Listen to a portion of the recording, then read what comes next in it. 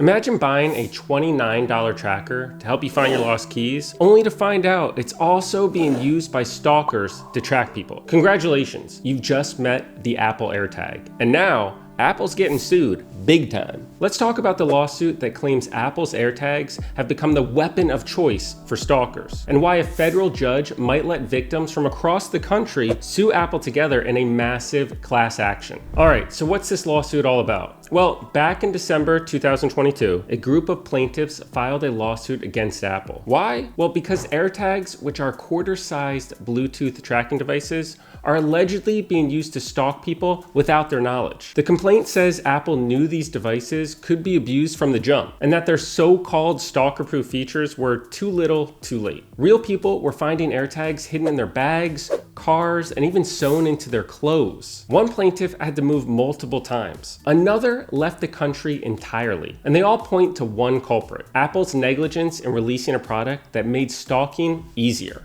Fast forward to June 2025. The plaintiffs are now asking the court to certify this lawsuit as a class action. Now, what does that mean? Well, class certification means the court agrees that all the plaintiffs suffered from the same core issue: Apple's allegedly dangerous design and failure to protect users from being tracked. If the class gets certified, it becomes a single unified lawsuit representing every victim in the group, instead of hundreds of individual lawsuits clogging the courts. Class certification has many benefits, including the ability to pool resources since the plaintiffs are pulled together in one group, a pressure on the defendant to settle since it'll be facing a large group rather than individual plaintiffs in separate cases, and consistency, meaning there will be one result for the group rather than differing results for each plaintiff. This is where things get real for Apple. The plaintiffs argue that Apple failed to warn users, especially Android users, about the risks, and that they delayed safety updates, even though they could have acted sooner. It also alleges that they let users disable sound alerts, making it easy for stalkers to stay hidden, and put battery life and user control ahead of safety. Oh, and that Tracker Detect app for Android, well, it only works if you manually open it and scan for trackers, which means it's about as useful as a smoke alarm that only works if you remember to turn it on before a fire. So what's next? Well, a hearing on class certification is scheduled for September 4th, 2025. If the court grants it, Apple will be staring down the barrel of a nationwide lawsuit where hundreds or thousands of stalking victims could join in.